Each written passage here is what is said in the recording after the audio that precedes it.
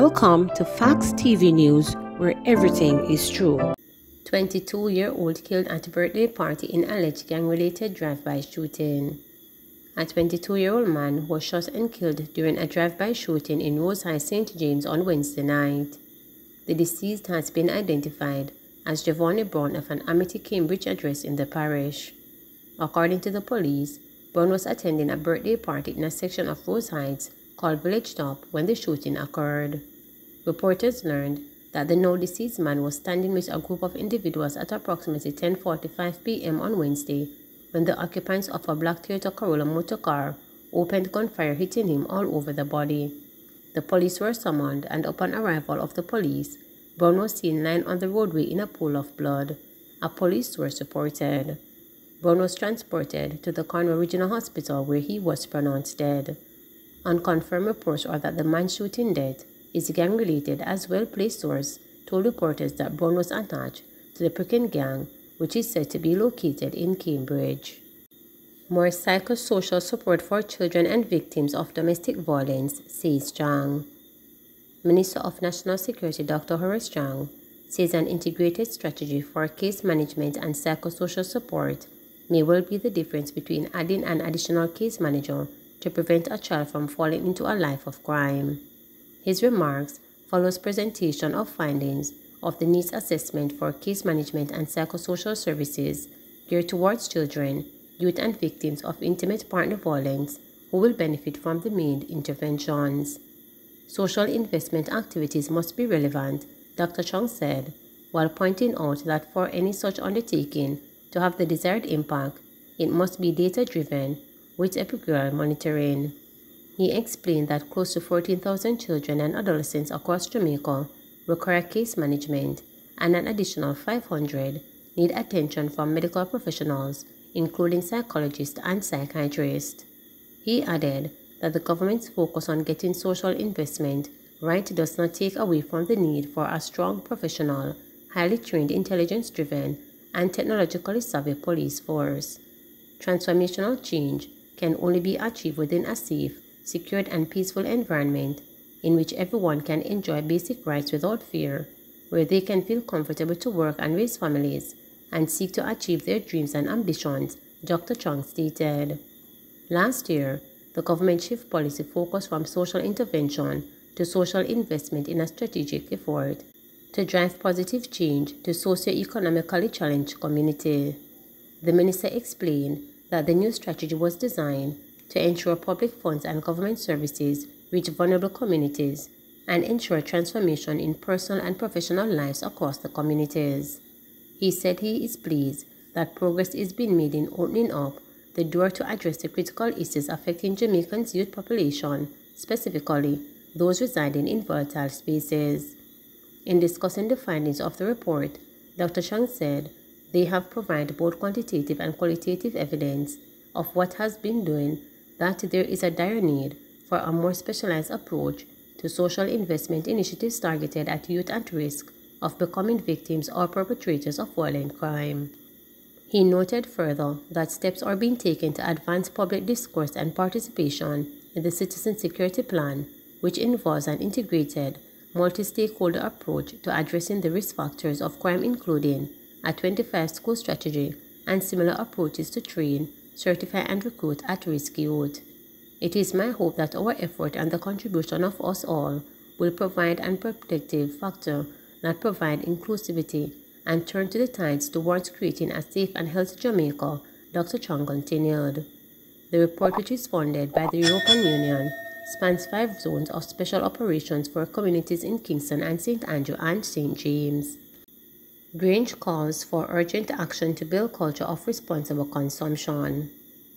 Entertainment Minister Oliver Grange is urging industry stakeholders to foster a culture of responsible alcohol consumption. We have to change our alcohol consumption culture and appeal to manufacturers, bartenders, and entertainment stakeholders to share in that responsibility, urged Grange as she delivered her keynote address to a keen audience at the Responsible Now, Driving Responsible Consumption through the Entertainment Sector virtual town hall. The event, jointly hosted by Red Stripe and the Private Sector Organization of Jamaica (PSOG) on June 22nd, at the Red Stripe Brewery gathered a panel of prominent entertainment stakeholders to ignite a national discussion on how the entertainment industry can play a leading role in promoting moderate alcohol consumption. Grange was one of several influential entertainment stakeholders who graced the Responsibility Now stage. Other panel members were Red Stripe Head of Corporate Affairs Diana Ashton-Smith, PSOJ President Keith Duncan, Head of the JCF Corporate Communications Unit Senior Superintendent of Police SSP Stephanie Lindsay, DJ Kurt Riley, Sun Nation Promotions Manager Director Philip Palmer, promoter and entrepreneur Candy King, and digital marketers Denar Brown. Citing statistics from the Pan American Health Organization PAHO, Grange noted that the Americas region ranks second highest in the world in terms of alcohol consumption. The consumption of alcohol has become a socially acceptable norm, but has been detrimental to others. I wholeheartedly embrace this move by Red Stripe and the PSOG to promote responsible drinking and encourage entertainers and the entertainment industry to help drive home the message of responsible drinking.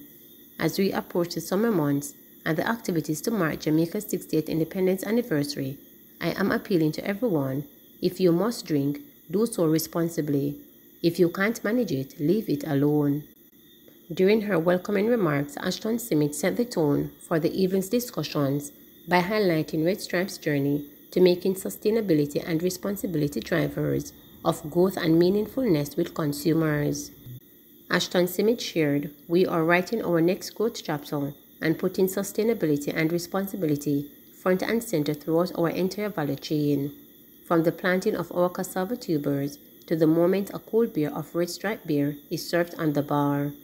We know excessive drinking harms individuals, the people around them, and society. We realize that alcohol abuse is a complex issue that requires a whole-of-society approach.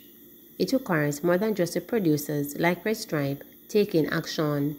It demands a concerted effort involving multiple stakeholders, governments and ally agencies, NGOs, consumer groups, the police force, legislators, retailers, hotel bar and restaurant operators, promoters, party planners, and community groups all have a valuable role to play in encouraging responsible consumption."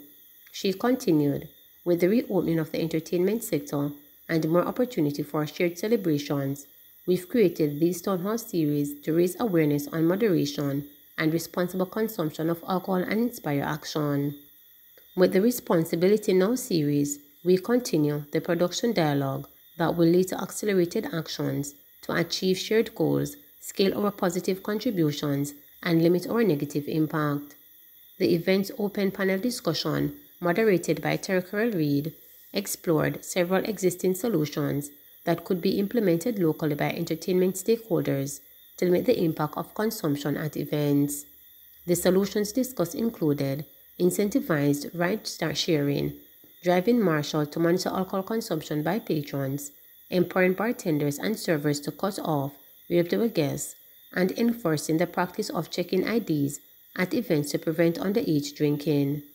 Commenting Red Stripe for their continued effort to promote an agenda of responsible consumption, Keith Duncan stated, "We have to acknowledge Red Stripe for pushing this message of moderation and responsible use of alcohol and consumption. We know it would be in their interest to sell as much as possible, but instead, they encourage people to consume in moderation. The PSOJ is happy to support that message, and we will do anything to support this campaign. As we go into the summer with things huge entertainment events, we must work closely and collaborate to drive this message home.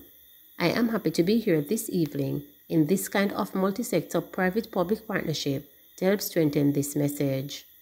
Jamaica reports 121 new cases of COVID, 4 deaths. Jamaica reported 121 new cases of COVID-19 and 4 fatalities on Wednesday, according to the latest statistics from the Ministry of Health and Wellness. This pushed the total number of cases of the virus since the start of the pandemic to 142,894 and the death total 3,128. Of the newly reported cases, there were 74 females and 47 males, with ages ranging from 15 days to 92 years. The cases were recorded in Kingston and St. Andrew 57, St. Catherine 27, Clarendon 10, St. James 7, St. Thomas 6, Westmoreland 4, St. Elizabeth 3, Trelawney 3, Manchester 2, and St. Anne 2.